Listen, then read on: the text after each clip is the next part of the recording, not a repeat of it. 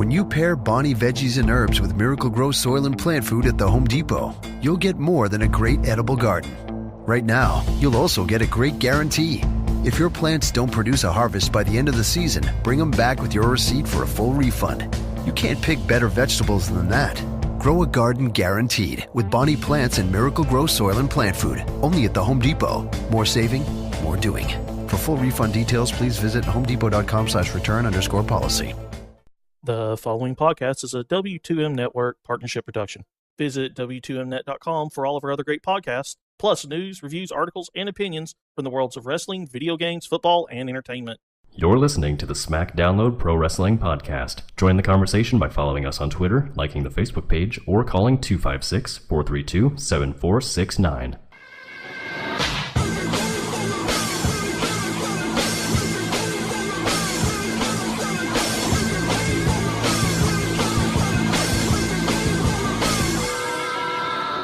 What's up, everybody? Thank you for smacking that download button for another edition of the Smack Download Podcast. As always, Jackson and Bertram here, and we are going to bring you one amazing show today, right here on LocalsToLegends.com. Gotta plug it in there. Always gotta get that plug in. And you know something else? Today, our guest is gonna be none other than Big Ramp of Big Ramp Enterprises. He's going to be coming on to be a part of the show tonight. He's going to be our guest in just a few moments. Plus, he's going to close out the show with an original song of his that he's going to be playing the first time in the history of the podcast. Uh-oh. One of our guests is coming on with a song. Okay. You're kind of like a sponsor. Yeah, I know, right? We're going to get this, I'll give it applause. I'm looking forward to hearing it. I have downloaded the song. Now, this is a shoot. I have downloaded the song, but I have not heard it yet. So I'm going to be hearing it at the same time that everybody else is hearing it. When it's in the episode, it's going to be what closes out the episode today. And I'm really looking forward to that. We had a great interview. This guy is awesome. He's got some great stories to tell from Louisiana, and it's going to be amazing. You're going to love it. But first, Jackson. Yes. Yes. Is here, and Danilea is sitting in on our recording session again today. Special guest host. You got to talk louder because you're not mic'd. Hi. There you go. You guys probably remember Danilea from the if you are on Patreon and listen to last week's bonus show. Our bonus show. Yeah, she played the shitty promo game with Jackson, and she actually beat me. She actually did. I got a shitty prize though. The prize is not what's important.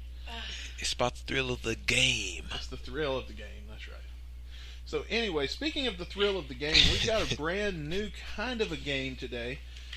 We're going to play a game called Will You Push the Button? Jackson, you're going to be guinea you're going to pig. get to decide. We're going to give you the button today. I'm guinea pigs for the game, but Who okay. is the Smack Download Podcast Pinata Champion, we might add.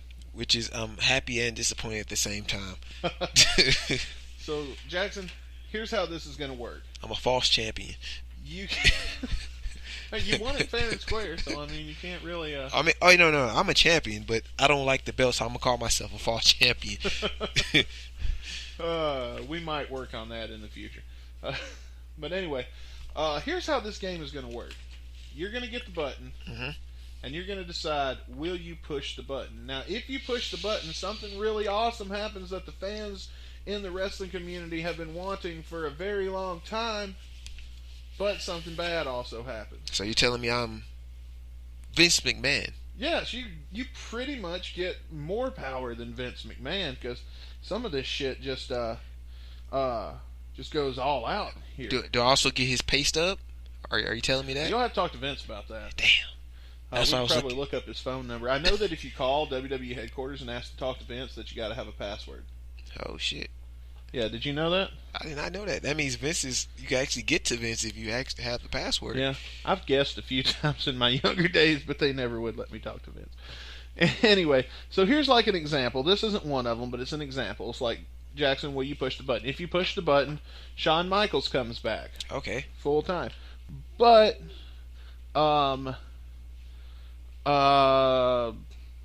he always jobs to Dolph Ziggler. Oh shit. Ooh, that's interesting. So there you go. So that's an example of what we're going to be doing. So at this time, ladies and gentlemen, let's play Jackson. Yes. Will you push the button? Let's get it. I spent all morning thinking of these, and I've got 6 of these Let's for you. get it. All right, so here's the first one. Will you push the button? The Undertaker returns full time for 1 more year, but he only uses the biker gimmick. Will you push that button? I like the biker gimmick, but I hate Undertaker. So no. What no. Did you push the button? No, I'm not pushing the button on that one. You're not pushing it. Leave him retired. Leave him retired. Now, if this was like, if we had semi-young Undertaker, I would definitely take the biker gimmick back because I like the biker gimmick. No. This is definitely Undertaker from today. Like, No, he just comes back. I'm not pushing the button. Okay. I'm not, Danny, no. would you push that button? Yeah, just because he doesn't want it. Okay, Oh, well, my it's God. 50-50 then. All right, so Jackson says no. No. Will not push that button. Big no. Oh, yeah, and by the way, leave your thoughts in the comments. We do have a comment section on Spreaker and on localslegends.com. Let us know if you would push that button on all of these. All right, Jackson. All right, let's go. And up next, WWE stops pushing Roman Reigns, but replaces him with Baron Corbin. Ooh. Will you push this button? No. Don't even wish that into existence. He might do a good job. We don't know. Hell no. Hell no. So we've decided Roman Reigns is greater than Baron Corbin. Baron Corbin makes Roman Reigns look like Dean Malenko. No. In terms of in-ring skill, Yes, not in-ring skill. necessarily promo I skill. mean, I think Roman Reigns overall is just completely better than Baron Corbin. I would agree. I wouldn't push that button. Oh no. No. But what do you think? Again, let us know in the comments. Would you push no, that that's button? horrible. That you gave me too easy. Like it's too easy for me right now. All right. You ready? Yeah, let's go. Number 3. WWE makes a movie about the kayfabe story of Kane and The Undertaker. You know, like where they grow up, Undertaker burns Kane, kills his parents, all that good shit. But the main focus of the movie is the part about Katie Vick. I'm pressing the button. You're going to press that Yeah, button? I'm pressing the We're going button. to get some necrophilia going on. Yeah, I'm pressing the button. That sounds like a great horror movie. I'm pressing the button on that. Radar. Well, Jackson's pressed the button. Yes. The button has been pressed. Yes, I'll sit in the front row for this. All right. So once again, let us know if you'll push this button. And I mean, she had it coming. She shouldn't have been laying there anyway. she shouldn't have been laying there all naked and asking for it. Sick. If she didn't want it, she would have died with some more clothes. She would have died with the panties on. Yeah, that was horrible. Who wrote that? The Katie Vick. Yeah. They actually talk about that on the Bruce Pritchard show last week. I think a lot of it was Vince. Of course, he has no conscience. But anyway, it's actually an interesting story that I don't want to tell here because Bruce Pritchard on his podcast, by now that you're hearing this 3 weeks ago, it's the Survivor Series 2002 episode. They go into that in some really good detail, and I don't want to take their shine from their podcast for hours. But if you want to find out what happened on that, listen to that show. And hell, just listen to that show altogether. It's my favorite podcast ever. All right, we got 3 more, Jackson. All right, let's go. All right, get your hand on the button. You getting ready for it? I'm ready. I'm ready. Let's go. Kenny Omega signs with WWE, Okay. but he's put under a mask and becomes the new gobbledygooker. Will you push this button? I'm saying no. I'm not pushing the button. You're not pushing the button? Back in your hand. He says as he does the motions of pushing the button. No button push. You're not going to push the button? No. I probably wouldn't push that button either. I like No. what Kenny Omega's doing Yeah, right now. I like Just it. fine. And we saw what happened to Wait, Matt Hardy. but does he get pushed though? As the Does he get pushed as the gobbledygooker? You know, the way WWE is right now? Wait, Yeah, we'll put him in a feud with Roman Reigns. Nah, as if the you tell me he gobbledygooker. wins the championship as the gobbledygooker, nah, As the gobbledygooker, yeah. he does. No, he's gonna win the. We'll let him win because fuck it, why not? I'm pushing the button. Then. You gonna push the button? I want to see gobbledygook. You gonna see the gobbledygook? Oh. I'm pushing the button. That's the difference. Yes. That's the difference that makes you push the button. Yes. The gobbledygook He has to get checked. pushed. I need push for that.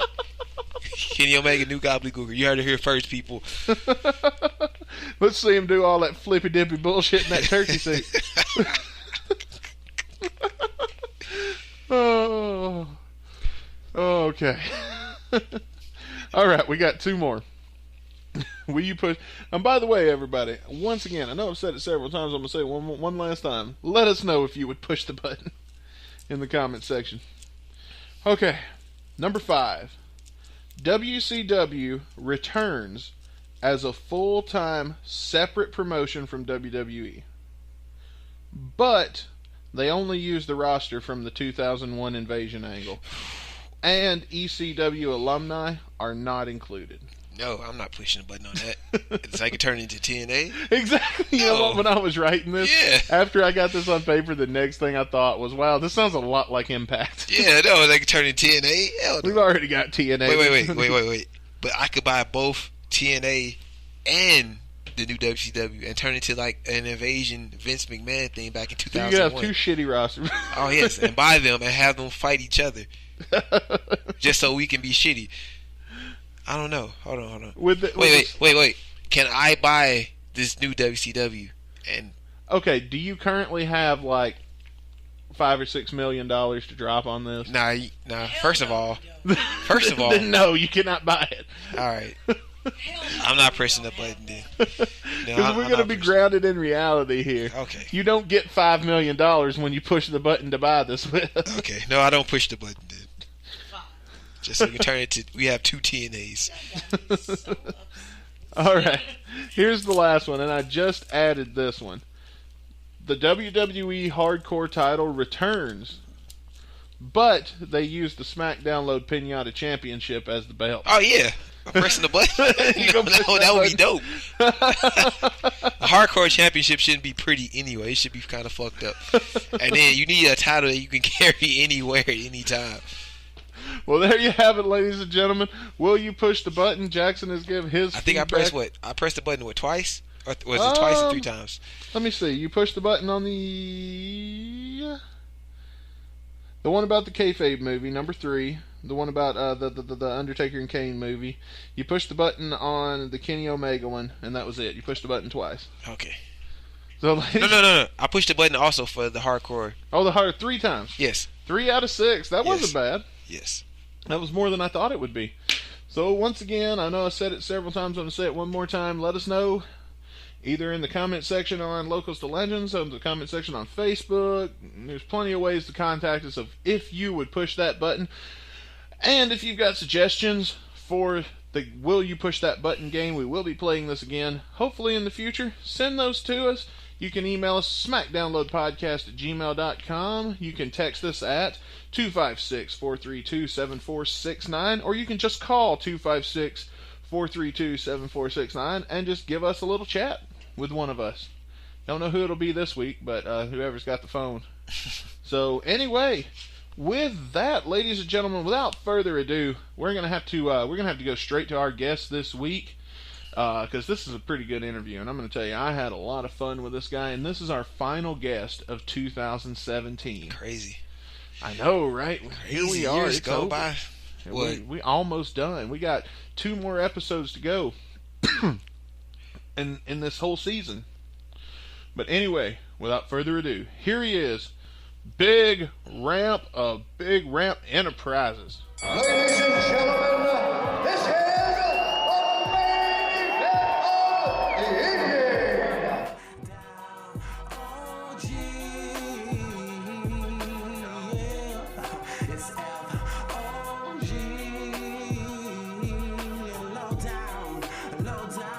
All right, everybody, thank you for tuning in for the main event. Here he is, our guest of the night, Big Ramp. What's going on, man? What's going on, Chief? What's going on? Man, you come highly recommended to me, so I'm looking forward to this interview. Now, you've got all kinds of things going on, man. You got radio, you got television, of course you got wrestling. Man, tell me a little bit about yourself. Tell everybody here that don't know you just exactly who you are and why you are a very big deal, at least in the area that you're working in. Well, on the wrestling, and I've been working in wrestling for the last 7-8 years. I done managed over 61 champions in general. Wow. Over pretty like good even 70. in the indies. Yeah, you know what I'm saying? It's like for all the different places I go around the country, and I manage like their champion in their region and all that. You know what I'm saying? So it is cool, you know what I'm saying? Because I get to scout more talent and meet more people and keep it moving and all that. And then I manage seven world champions, like far as NWA and AIWF wise. Like, you know what I'm saying? I managed 7 of them in the last couple of years. So you know what I'm saying? Like, I'm in a good place wrestling wise. That's just how I feel about it. Yeah, it sounds like it, man. Who's the biggest name you ever got to manage? I think all my clients are big names. Like, that's a good answer. All of them. So I feel like every one of them, from 1 to 61, are all big names. So they're all the same. So that's a good answer. That's what I would say. Hey, man, you put me on the spot, dude. I still manage these people, man. Hey, man, I gotta go out this week. Then they're gonna be like, hey, man, I heard what you said on the podcast. And such your favorite. But you're not with him this week. So what's up with that? Like, I ain't got time for that. Well, hey, man, drop us some names, man. Just tell us not your favorite, but just throw out a couple of the guys you're going to be managing at the time of this recording. It's mid-September. Or no, it's not. It's almost early October. So tell us a couple of guys you'll be managing this weekend. And then now the heat's on me because now I'm asking for specifically who you're going to be working with. Right. I mean, it could be anybody. I mean, see, Big Rap Enterprises, I have it set up where I don't necessarily have to be with all my clients all the time. I have representatives and generals and other people that'll come in and do what needs to be done. Like, you know what I'm saying? I can't be everywhere at all. Not yet. Not till I get this patent on my cloning machine so I can clone myself and I can be more than more than one place at a time. But I have certain people that go and handle things when we need to have an enterprise business, and it's all good. Well, man, let me ask you something. Now, we kind of talked a little bit earlier today before we started recording. You kind of told me some of the story, but I didn't want to hear too much because I wanted to save it for the podcast. What got you in this crazy-ass business of ours in the first place? Okay. All right. Before I got into wrestling, my shoe job was I did music and I worked in radio. Right? So I worked like with No Limit, Cash Money, Death Row, all kind of labels like that and stuff. Mm-hmm. And that parlayed into a radio career. So I'm on air, and people from like WWE and TNA and all that came down. And when they came down, me and my homeboy Slab did a lot of the interviews.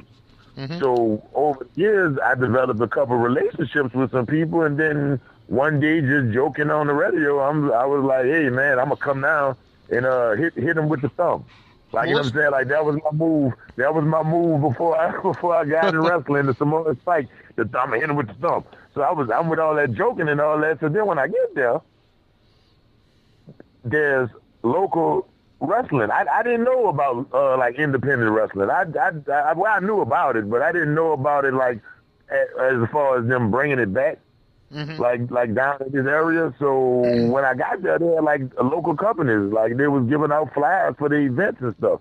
And me being the dude from the radio station, you know what I'm saying, they were quick to jump on giving me airtime at the events. Like they was like, oh, because you know how that go. I'm the dude from the radio. So they're like, hey, we're gonna put him in.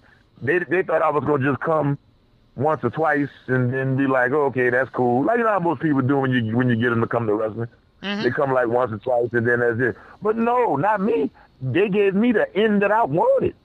Like, I was waiting for this. Like, my character has always been my character. Because my character is not a character, and it's me. So, our Big Ramp Enterprises was already in place.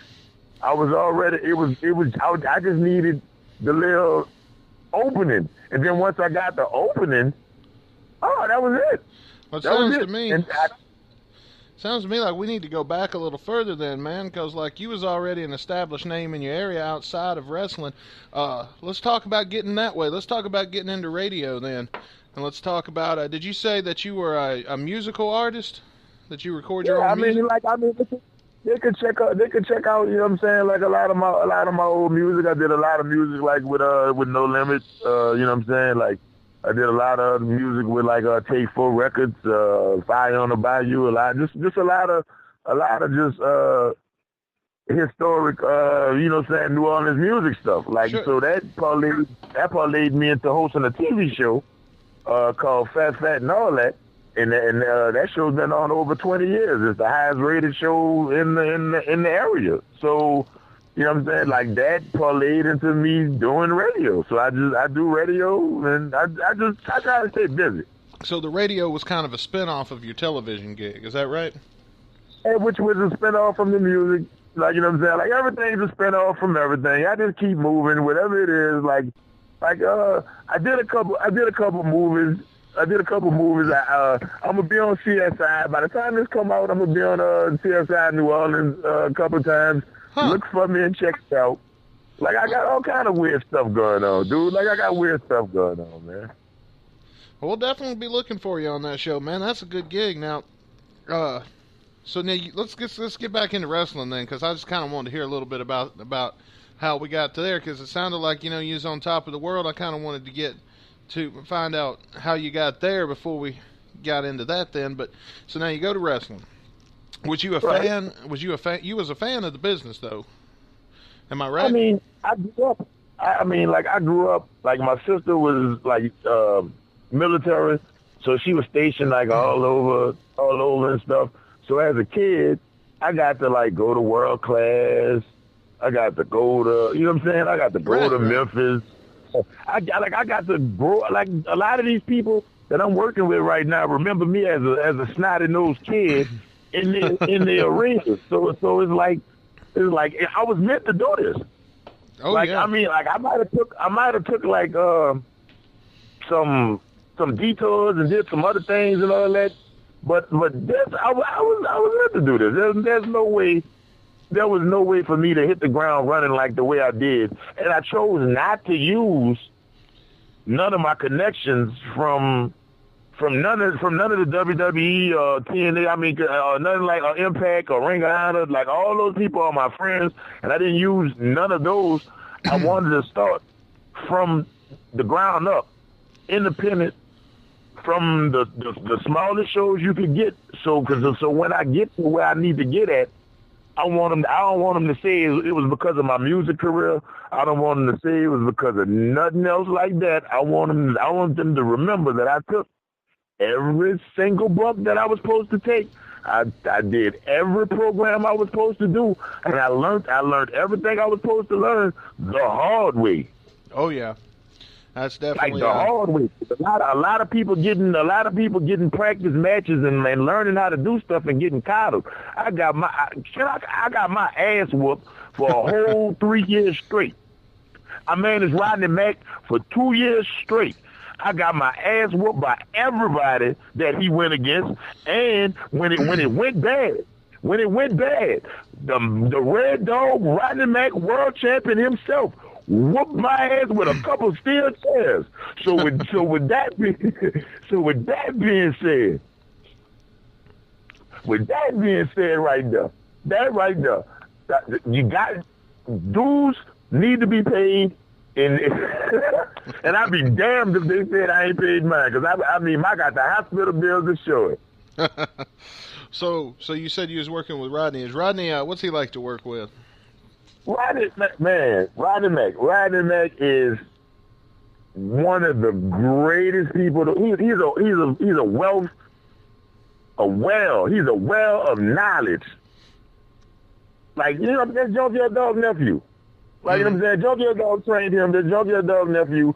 So you put my knack for being a sponge with somebody who's been there, done that, did everything that needs to be done to do it at a high level to this day, anytime that he needs for it to be done.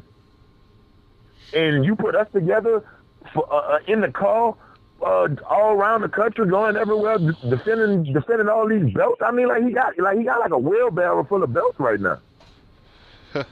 Like a wheelbarrow. Like I can't even name them all. Like he should have a wheelbarrow. Rodney's like, good, man. Called him 2 goals to hold. Too much goal to hold.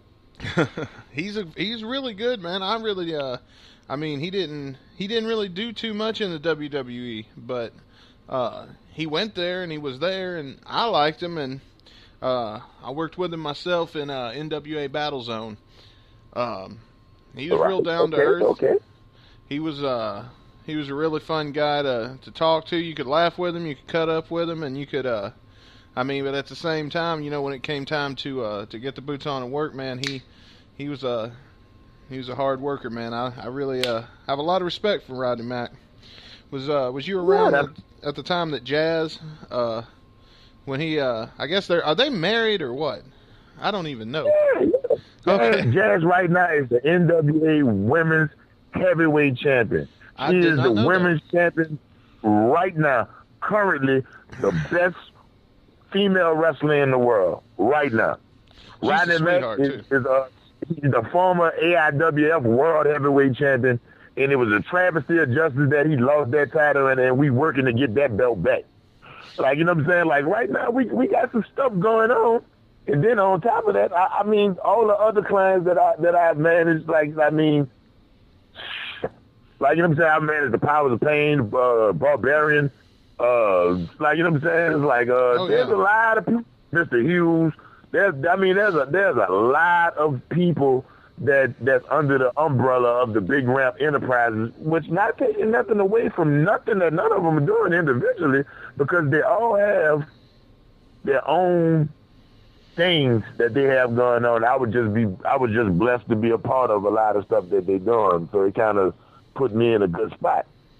So now you mentioned when you was a kid, you got to travel and you got to go places like World Class and with the Von Erichs and everything like that. When you were traveling and you were getting to see all of these independent promotions and during the time of the territory system, is there a particular promotion that you just really enjoyed above all others that you would say, man, if I had to pick between all these territories, this would be the one that I'd keep up with the most? That's kind of hard because my heart is split in two places. Because it's like, well, my sister spent a lot of time in the Texas area, so by the way they treated me as a child at World Class, like, they didn't know me from a can of paint. They didn't know I was going to grow up to be in the business or whatever. But James Beard and people like that I work with now, like, you know what I'm saying? Like, they Black Barton, people like that, they all treated me, like, you know what I'm saying, the same way I treat the kids now. Like, they all did that for me.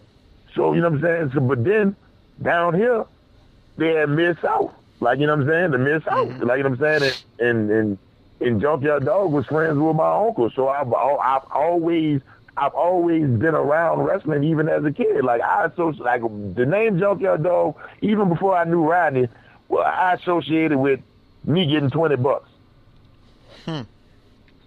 Like, because every time I saw Junkyard Dog as a child, he was like, hey, what's up, man? Like, $20 off the dump, like, straight up. He could go 20, like, every time I saw him. And he spent a lot of time in New Orleans. He used to come in the night world and buy my uncle a lot. Like, you know what I'm saying? So, it's like, it just felt like I was just meant to be in this business. Because, like, the people that I'm encountering and working with now are the people that, when I start mentioning things to them, they're like, well, they did have a little big-head kid there. Oh, wait a minute. That was you. I was like, yeah. So, I mean, I felt like I was meant to do this. So you get in, and you get in the business. when you first start coming in and you start doing this thing, did you start off as an announcer? I started. It was all right. It was like the company. I started out doing announcing, ring announcing. I started out doing ring announcing, and then that kind of went to. But the whole plan was for me to come in and manage from the get-go. Like they was like, hey, we're gonna start you off ring announcing, and then you're gonna get into it with so and so, and then you're gonna manage somebody, and that's what we were gonna do. But that never took place. So I started ring announcing, and then I started ring announcing a couple other places. Then the other place, Power Slam pulled the trigger on me being a manager. And then it got over, and then once it got over, it steamrolled to the point where I was doing my initial announcing it, they was like, hey, man, you got to stop doing one or the other, or either you gonna be with us doing this announcing, or you gonna just go ahead on and be with them. So I chose the latter. Yeah, well. Because I could still do announcing, and then I started doing commentating, like, so, you know what I'm saying? So I felt like the proverbial thumb was taken off of me. It was like, I felt like I was, you know what I'm saying? Like, I felt like I was kind of being held down a little bit. I was like, you told me one thing to get me in here, and then you got me in here doing something else. Like, I was even doing the raffle. I didn't care. I didn't care. I was doing the raffle. I was doing whatever was asked. But then it became being not even doing what I was asked. It became more and more got asked. I was like, well, when am I gonna get the something on the end of this? Mm-hmm. It's like you got to realize I come from another area of entertainment where certain stuff that I'm just doing, I get paid to do. Yeah. Like me just showing up, I get paid to show up places and do that. And you giving me all the nth degree about me not being there for a pep talk that I know what the pep talk is already. And like, you know what I'm saying? You done already told me what it was, so I got to be there just so people can see me there. I got other business I got to take care of in life. As a person, as a man, I got other stuff I got to do. I can't play them type of games. So you get in and everything, and you start managing now. When did you start learning bumps? Well, my first match, right? My first match, I learned the bumps the hard way because nobody told me not to be here, and they told me after. Okay, yeah. It was in Hattiesburg, Mississippi. It was a boss show, and I was managing Outlaw Matt Lancey. He's a wrestler at Wildcat now, but I was managing him in Power Slam versus Lou Gallows from the Bullet Club. Sure. Okay, so just keep in mind, and so. Me being green is all outdoors. Like, you know what I'm saying? So I didn't know that if I come close to Gallows, he's gonna hit me. He's gonna do some stuff to me. I didn't know. I just thought like, hey, you know what I'm saying? It's all cool. Like, you know what I'm saying? I watched it for years. I got this. You know what I'm saying? Just me being full of myself, thinking I can handle it. Okay, so there's a part in the match where I slide Lancey the Nux. He cold cock Gallows with the Nux. 1, 2, 3, we win. Right? Right. Wrong. The ref raises Lancey's hands up. Chain falls out under his arm. Gallows steps on it. The ref restarts the match. Now this whole time I am pandering to the crowd. Never look back. Now, when I turn around, all I see is Gallows' feet coming 100 miles per hour at me. He kicked me into the third row. There's video footage of this. Damn. There's video footage of this. Like, so my introduction into the pro wrestling business, I've been taking it the hard way from the very first day. And that was a street. And then I really feel like the company that I was with, that I rode up there with, I feel like it was a kind of rib to see if I was gonna really just still stick with it. Yeah. Let me tell you why I feel like this. Is because you're supposed to tell people this type of thing, and they didn't tell me that. Nobody told you that Gallows was going to knock your ass in the third row? Okay, nobody. No, like, you know what I'm saying? Like, no. Beforehand, this is what they made me do. I didn't even dress in my normal gimmick. My normal gimmick is what I was. Like, I normally wear suits. You know what I'm saying? Like, I do my suit thing. This is what they tell me on the phone. Hey, kid, we want you to dress up like a biker. Because it's around the time when he was doing, like, the Aces and Eights gimmick. It was, like, a little bit right before he started doing it. He was testing it out or whatever. Mm-hmm. So I go out there, and I make fun of this man. Like before, like in the initial promo, I come out before I introduce my client. I go out like I'm about to introduce him. I come out to the man music, dressed like him, making fun of him. Because these were the orders that was given to me by not the booker, the people that I rode with. Oh man. Okay, I was green. I didn't know. Now would that happen in this age with me? Hell no. But 7 years ago, yeah, you got me. So are you still working with these guys, or did you prove them wrong? Oh no, I left. Like, that was the whole point. They made it a whole deal. Like, I'd never do nothing in wrestling after. There was the reason I got in wrestling. And I'm like, dude, the only reason I was here because the other people that I ended up working with after gave me a flyer after you gave me a flyer. It's only because you gave me a flyer first that I called you first. It wasn't because of like. Stop being so full of yourself. Like, you know what I'm saying? Like, man, come on, man. We worked together. We all made something. We all made something out of nothing together. And it wasn't just one-sided. I was the dude from the radio. I gave you something. Like, you know what I'm saying? Like, I put them on TV before they was on TV. I gave them something. It wasn't just because you know what made me leave from over there? Because we kind of got into it backstage at the show. And the words that were given to me was, hey, man, some of the boys feel like you coming along for the ride. And it was some new boys who wasn't there from the beginning. It was some new cats that wasn't even there for a whole year. And I'm like, well, damn, dude, like, I did a lot for you, dude. Like, and I never asked for nothing. I did it because I believed in the product. I believed in the people. I believed in everybody. Like, you know what I'm saying? Like, I just wanted the same people to believe in.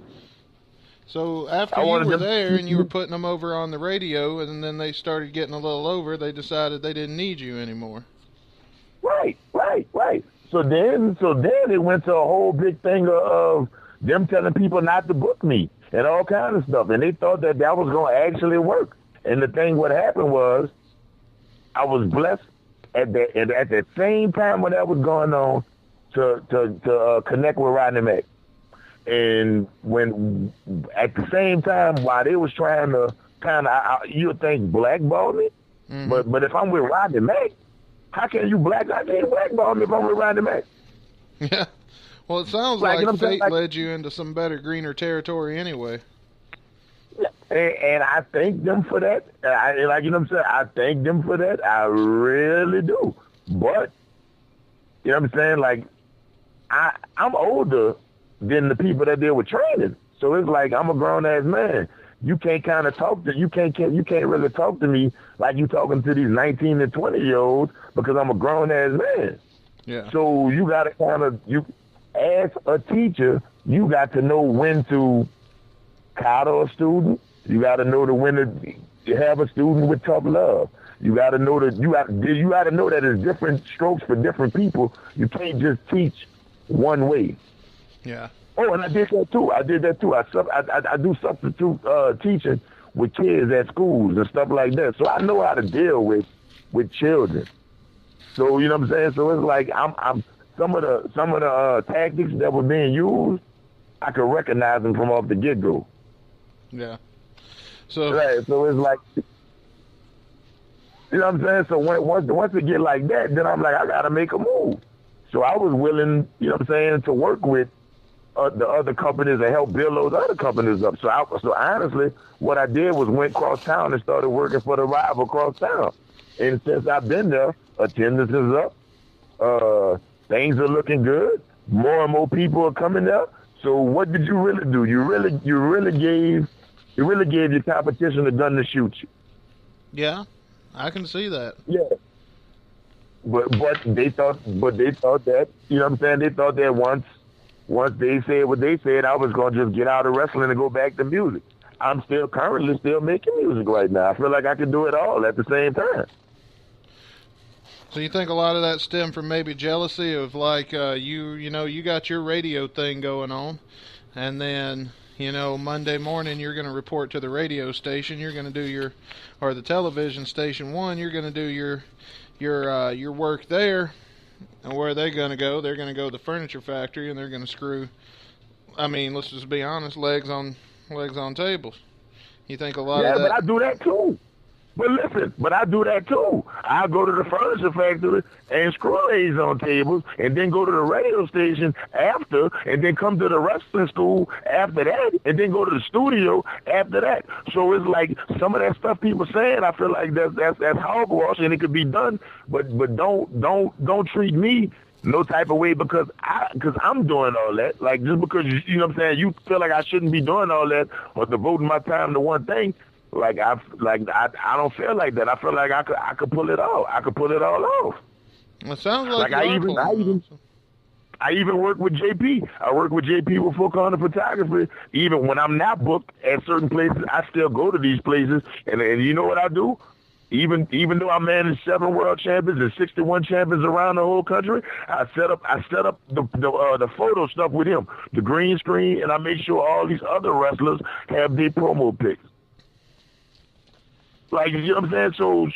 So my heart is in the business. Like, you know what I'm saying? Because they tried to make it seem like my heart wasn't in the business and I wasn't doing this and I didn't want to set up the ring. That was a good one. That's the funniest thing in the world to me, because you know for a fact that I don't get off air until 6:30, right? The show starts at 7. How in the hell I'm going to get there at 3 o'clock to set up the ring if I'm on the air? Yeah. Okay. I mean, but this is my other thing about that. Okay. Now, I come there and do that. I have no problem with slinging ring at all. I have no problem with it because me and Magnus did it many a night. Oh, yeah. But this is my thing. Now, if you call yourself having a ring crew that you pay to do that, you pay them to do that. They get paid. They don't wrestle. They're not wrestlers. They're not inspired to be wrestlers. They're a bunch of people who just wanted to get in the show free, and you got them doing it. What they say about what time I get there, and I'm working my shoe job. Yeah. Either they pay me that money that I'm gonna miss from my shoe job, or shut up, or shut their face. Well, maybe, you know what I'm saying? Well, maybe I'm wrong. Maybe I'm wrong because, I mean, some of them over there haven't talked to me since. They unfriended me on Facebook. The ultimate insult in this day and age. Yeah, I'm like, man, dude, like, do y'all really think y'all made me popular, dude? Like seriously? Like, y'all seriously on that? Like, seriously? Yeah. Like, you know what I'm saying? But I let it go. Like, you know what I'm saying?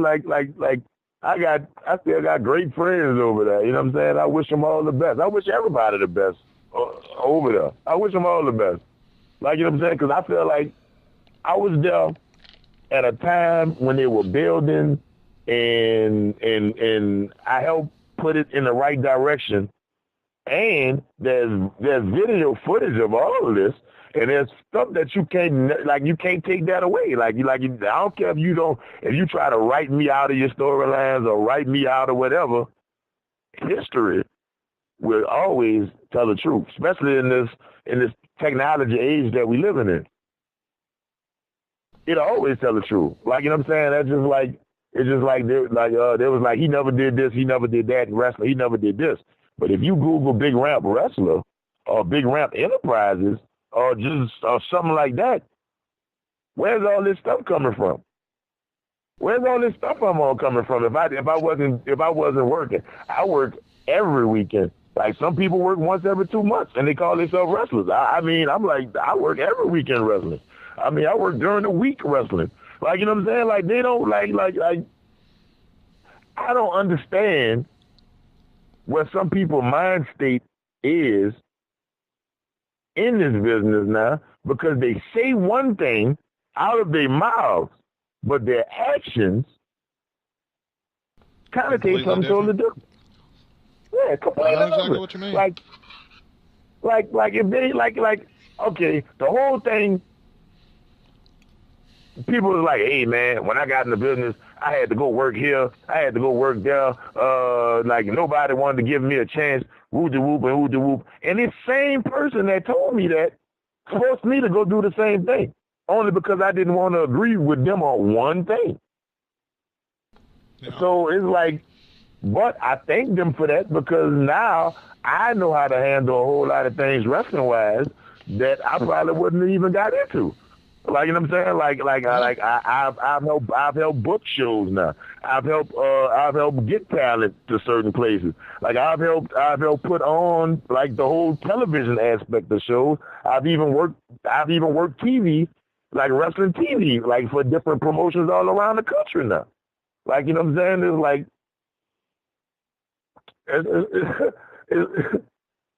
It's funny the way things work. Like, you know what I'm saying? Like, all the people that you figure that wouldn't deal with me because of what was said and all that, they gravitated towards me and taught me more than I would have ever learned where I was at. Yeah. So it sounds like it worked out for you.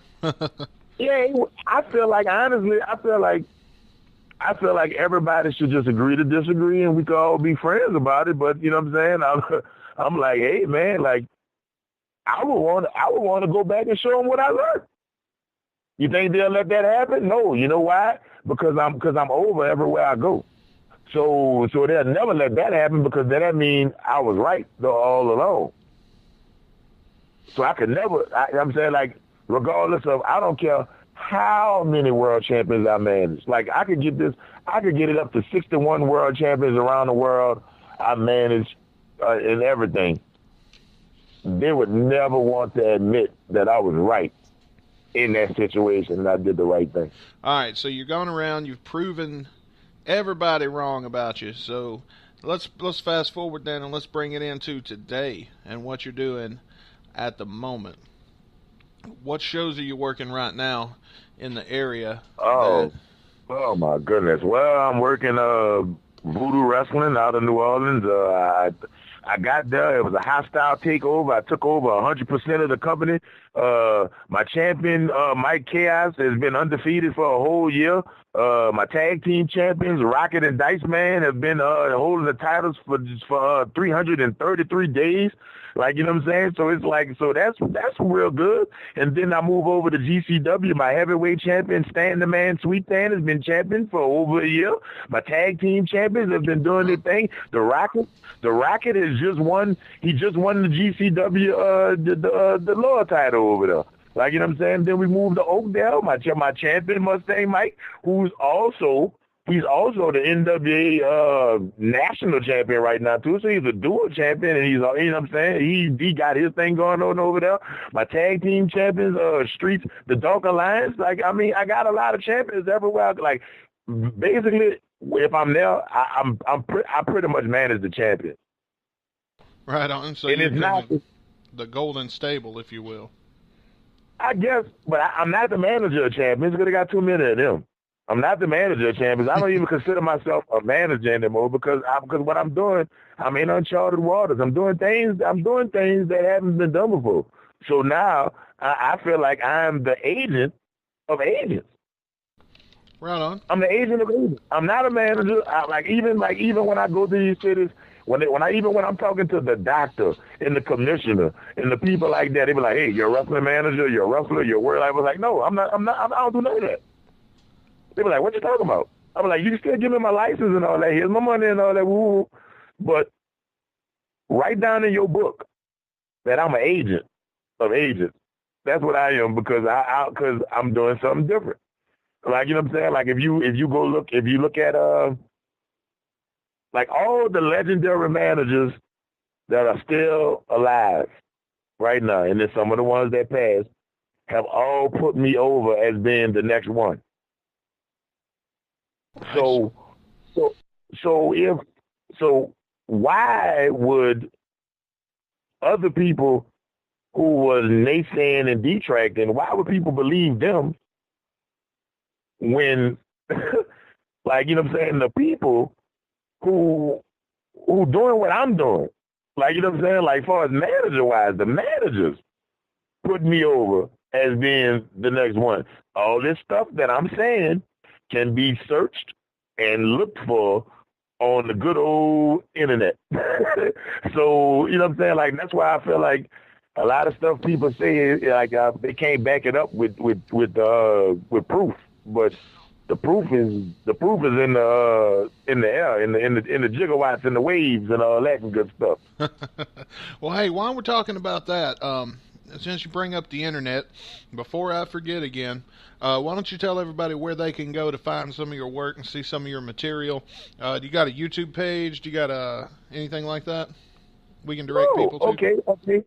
If they want to check me out, they can check out my personal YouTube page, which is something just weird. It's called Big Ramp TV, but you have to go to Big Ramp 504, which is one word to Google it. And you'll see wrestling, you'll see hip-hop, you'll see country music, you'll see secrets of vibrations, frequencies, and all kind of other things.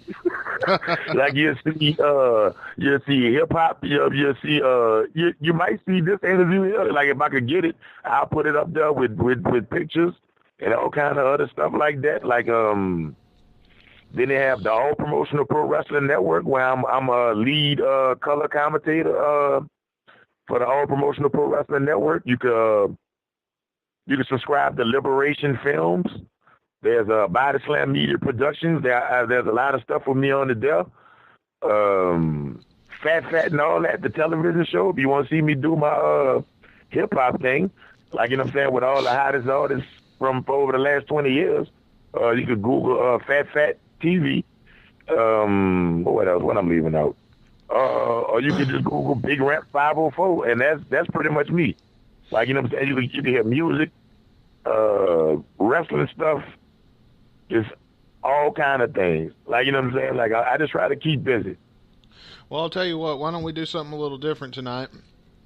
Since we got you on, with your permission, of course. Feel free to say no to this, but why don't we? In post, you can drop me some links, and I'll edit them in, and we'll close the show with one of your tracks tonight.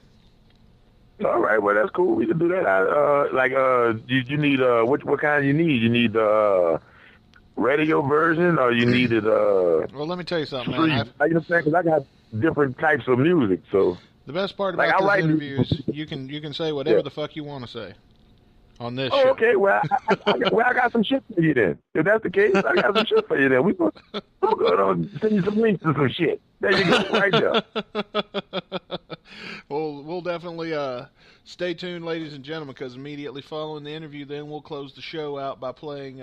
We'll be playing some of the music from Big Ramp here, and I'm looking forward to hearing it, man. I'm really excited to have a little something different for the show. That's one thing I really like about the way we go about selecting our guests, is we try to do something a little different than everybody else. And I guarantee ain't nobody else done that on a podcast yet. Right. And then And then after I heard Brother White Owl podcast, a.k.a. John Paul LeBlanc, because that's what I call him when we on the road. His name Brother White Owl. So if y'all are following John Paul LeBlanc from Folk Hunter Photography, could you please do me a favor? Whenever you hear this, could you go to any of his social media anywhere and go, whoop, whoop, Brother White Owl, for me. That's all. John Please, Paul had some really damn good road stories to tell us, man. You got any great road stories about traveling? We didn't even talk about none of that. Did he tell you that we got assaulted by a Bigfoot? No, he did not. All right, so before you close out, I'm gonna tell this one road story, because I didn't tell no road stories at all. All right, listen, we were going to I was managing Jax Dane.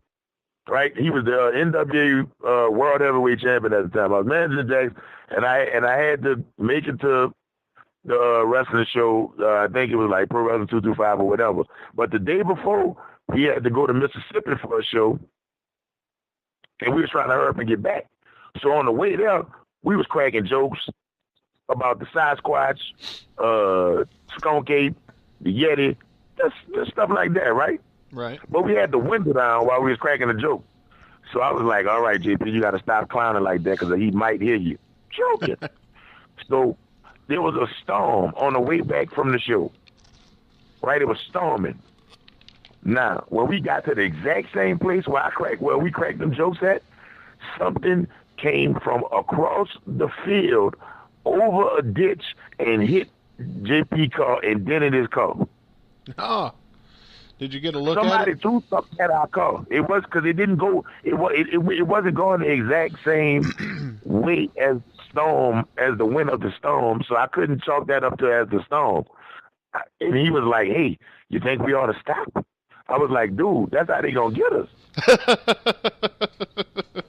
Hell no, you don't want to stop. Oh, so, I got some roads. Hey, then there was another. Just one more. Then there was another night where all of us was in the car. The GPS wasn't working, and when it clicked back on, we was in an all dark place. JP got out the car and ran. Said he was going to look for directions. We were in front of an insane asylum. Oh, damn. And did he actually go in and ask for directions? We went and asked for directions. By him having a Louisiana drawl, where we were, no one understood what we said. I've experienced that. We wasn't in the right type of town for me to go ask no type of questions, so I just stayed in the truck and chilled.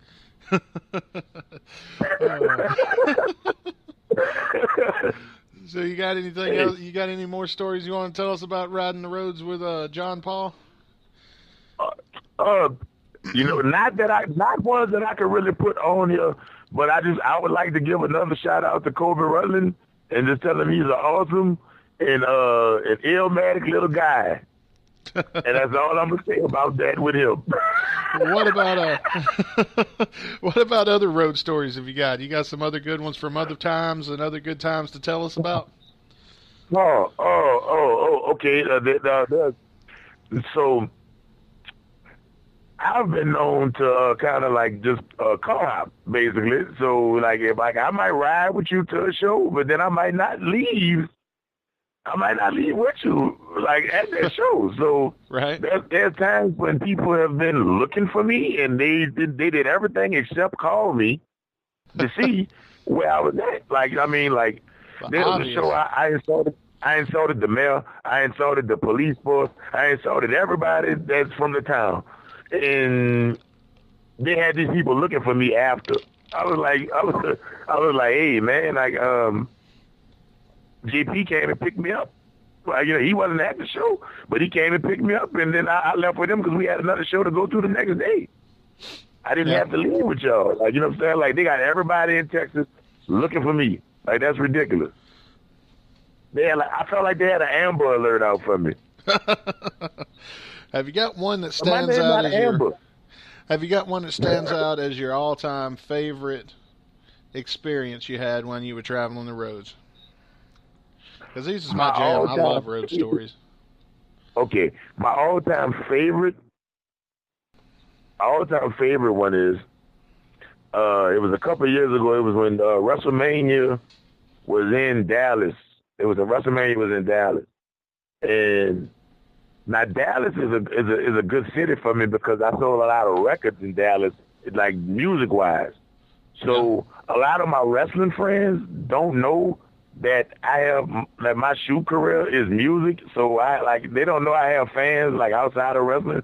So it was kind of funny, like for them to see me get mobbed by people, like really get mobbed by people. And it was like, you know what I'm saying? Like even in front of, they had like Hall of Fame, like in the hotel lobby, like outside of WrestleCon. Like I didn't even go to WrestleCon yet. And like they have like real legendary wrestlers in there.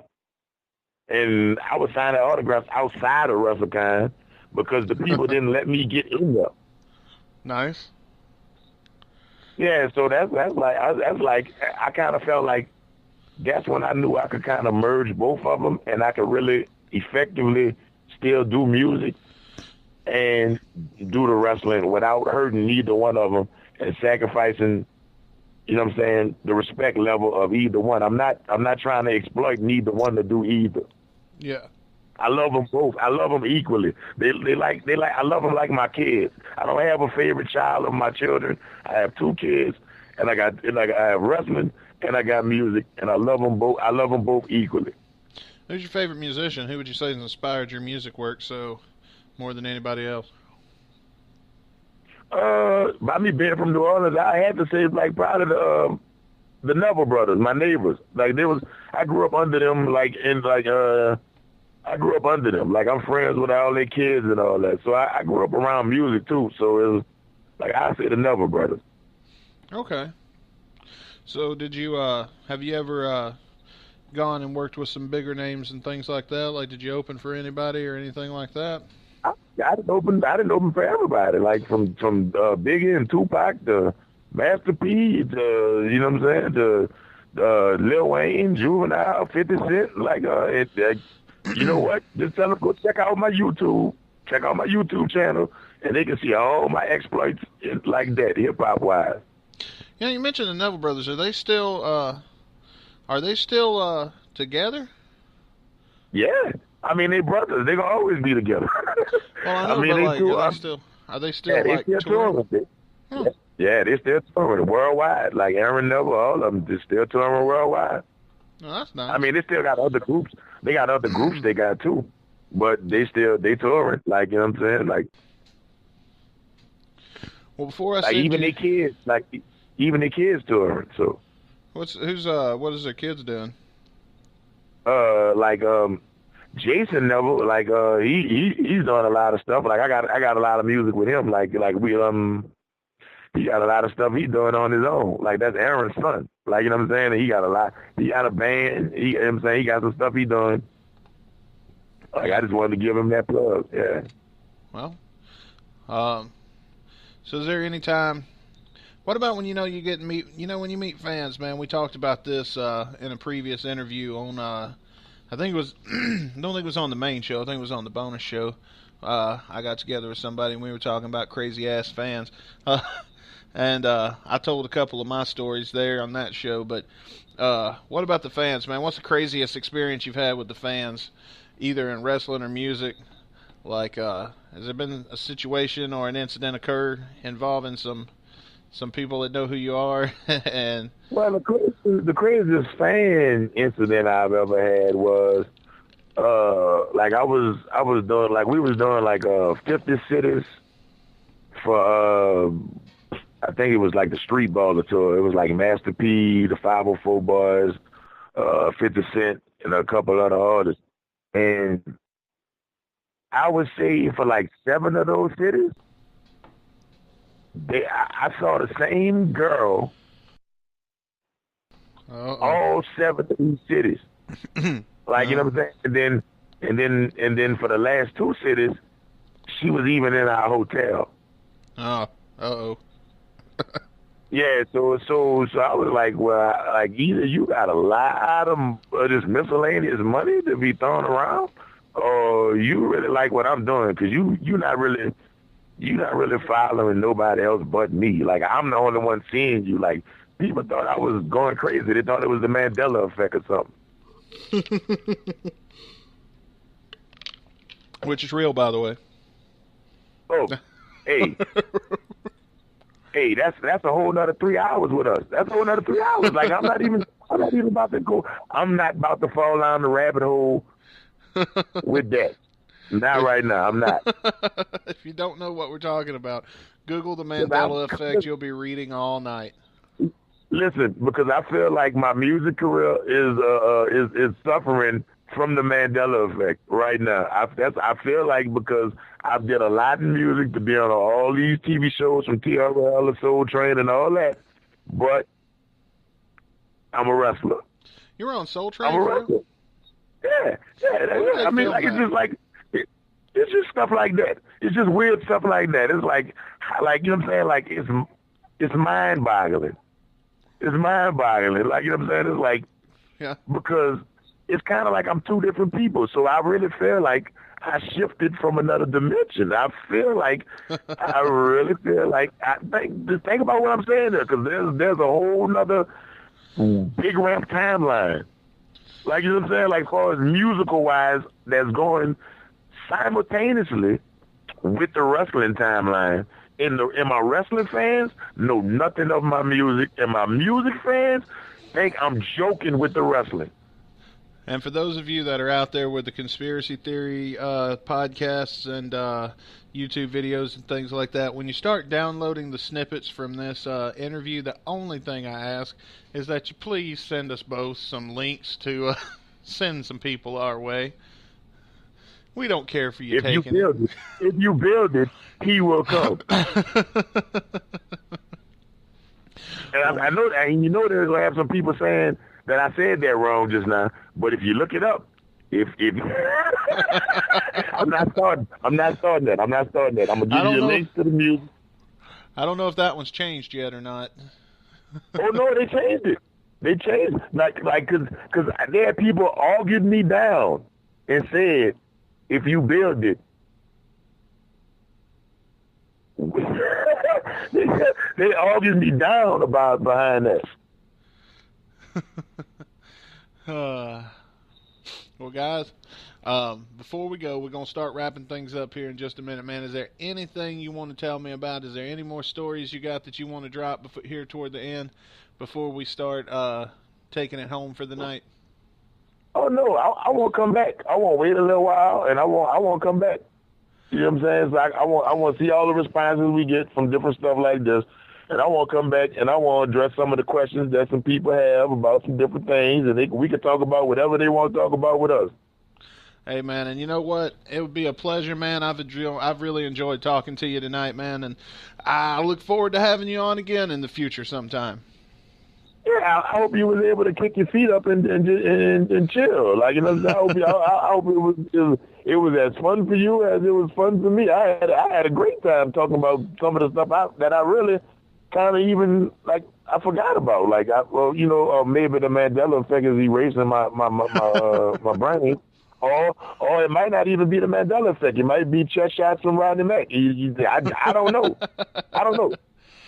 Well, it's one or the other. We can at least narrow it down to two things there. Oh, it could be both.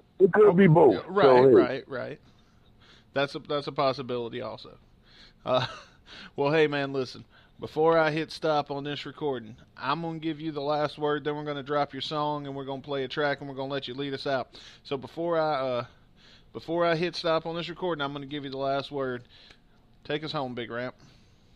All right. Well, yeah, it's been great being on the show. You know what I'm saying? Make sure all y'all follow me on social media. It's Big Ramp 504 on Twitter, Big Ramp TV on Instagram, whatever. You know what I'm saying? And here go a new song from me right here. Boom. There you go.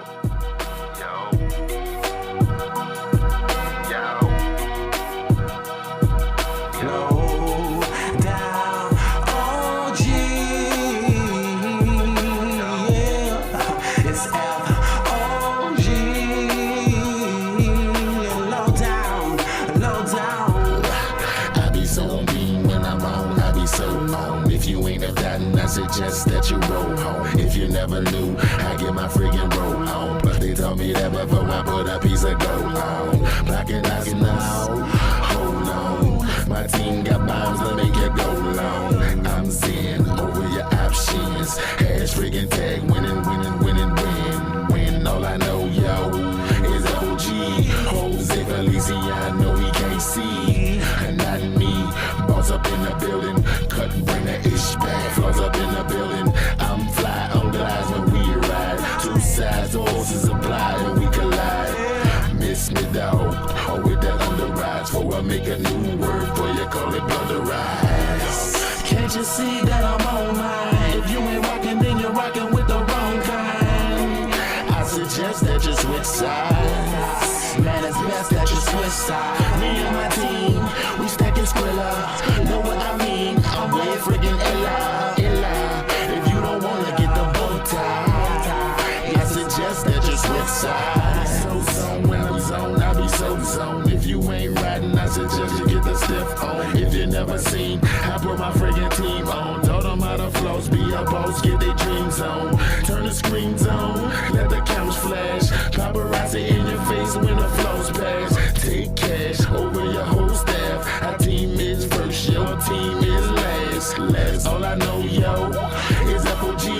Jose Feliciano, he can't see. And not me, balls up in the building. Cut and bring that itch back. Flows up in the building. I'm fly on glides when we ride. Two side forces apply if we collide. Miss me, dog, or with that underrides. For I make a new word for you, call it blunderize. Can't you see that I'm on mine? If you ain't rockin', then you're rockin' with the wrong kind. I suggest that you switch sides. Man, it's best that you switch sides. Me and my team, we stacking Skrilla.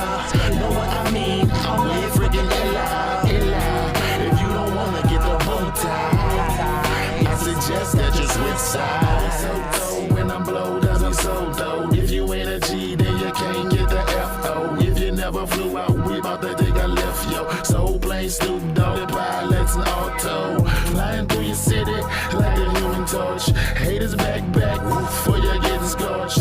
I'm zen over your options. Hash friggin' tag, winning, winning, winning, win. All I know, yo, is FOG. Jose Feliciano, he can't see. And not me, boss up in the building. Cut and bring the ish back. Flows up in the building. I'm fly on glides when we ride. Two sides, the horses apply if we collide. Miss me, dog, or with them underrides. For I make a new word for you, call it blunderize. Can't you see that I'm on mine? If you ain't rockin', then you're rockin' with the wrong kind. I suggest that you switch sides. Man, it's best that you switch sides. Me and my team, we stacking Skrilla. Know what I mean? I'm way friggin' Ella. If you don't wanna get the bow tie, I suggest that you switch sides. You don't wanna get the bow tie, I suggest that you switch sides. You don't wanna get the bow tie, I suggest that you switch sides. You don't wanna get blunderized, I suggest that you switch the sides. And ride right.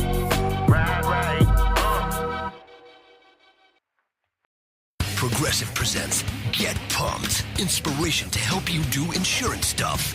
Okay, time out. You're gonna let your budget be the boss of you? Take control with Progressive's Name Your Price tool. Tell us what you want to pay for car insurance, and we'll help you find options that fit your budget. Here's some music to get you pumped. Da-dong, da-dong, da-dong, da-dong, dang, dang. I hear your budget laughing at you. Oh, wait, that's just those kids.